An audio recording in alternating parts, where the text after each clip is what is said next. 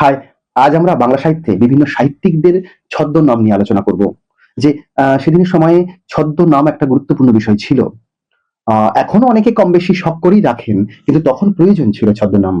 কারণ ব্রিটিশ শাসিত ভারতবর্ষে পরাধীন ছিলাম আমরা।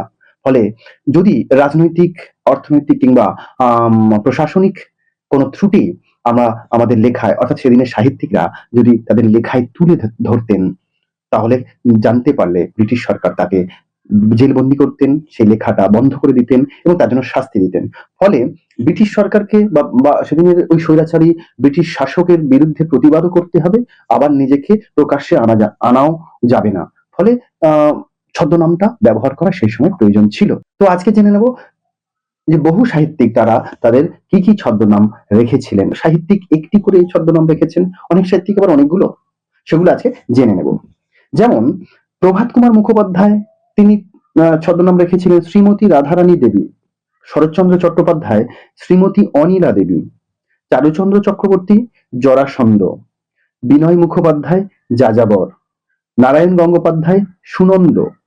রবীন্দ্রনাথ ঠাকুর কিন্তু অনেকগুলো রেখেছিলেন। ভানু সিংহ, অপ্রকট চন্দ্র ভাস্কর, বাণী বিনোদ বন্দ্যোপাধ্যায়, আন্নাকালী পাকরাশি। মনীষ ঘটক যুবনাস্য। মহিতলাল মজুমদার, সত্যসুন্দর দাস, কৃত্তিবাস ওঝা, মধুব্রত। তিনটি ছদ্মনাম আমরা পেয়েছি। রঙ্গলাল বন্দ্যোপাধ্যায়ের র ল ব। প্রমথনাথ বিশির প্রনাবি। প্রমথ চৌধুরী আমরা সবাই জানি বীরবল। মণিশঙ্কর মুখোপাধ্যায় শঙ্কর। সুনীল গঙ্গোপাধ্যায়, এটা আমাদের জানা প্রয়োজন, সুনীল গঙ্গোপাধ্যায় খুবই আমাদের জনপ্রিয় পরিচিত কবি। নীল লোহিত, সনাতন আর নীল উপাধ্যায়। অন্নদাশঙ্কর রায়, নীলাময় রায়। প্রেমেন্দ্র মিত্র, কৃত্তিবাস ভদ্র। বঙ্কিমচন্দ্র চট্টোপাধ্যায়, এটাও জানা খুব দরকার। কমলাকান্ত, মনুষ্য খদ্যোত, শ্রী ভজরাম। বিমল ঘোষ মৌমাছি রাখছেন। সমরেশ বসু কালকুট ভ্রমর। সমরেশ বসু কিন্তু আসল নাম নয়। সমরেশ বসুর আসল নাম কি?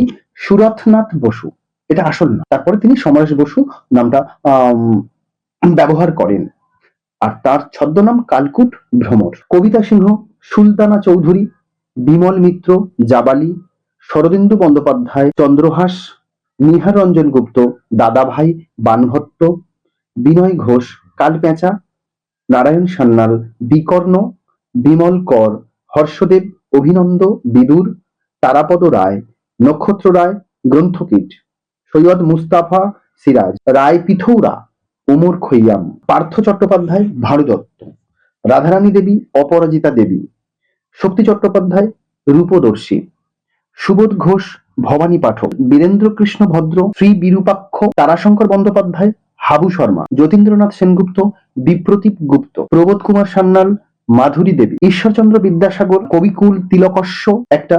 2 নম্বর হচ্ছে কস্যচিৎ উপযুক্ত ভাইপোষ্য। 3 নম্বর কস্যচিৎ উপযুক্ত ভাইপো সহচরস্য।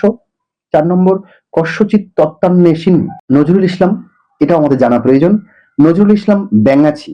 Balaichand Mukhopadhyay Banaphool. Satyendranath Dutta Nabakumar Kabiratna Kalamgir. Madhusudan Dutta Timothy Penpoem. Syed Mujtaba Ali Satyapir. Rajshekhar Basu Parashuram. Thakurdas Bandyopadhyay Saranan. Hemchandra Bandyopadhyay Rasimolla. Satinath Bhaduri Chitragupta. Netaji Subhashchandra Basu Mohammad Ziauddin. ছদ্মনাম সংক্রান্ত এই তথ্যটি স্ক্রিনশট করে রাখবেন, পরবর্তীকালে আপনাদেরও কাজে দেবে, উপকৃত হবে।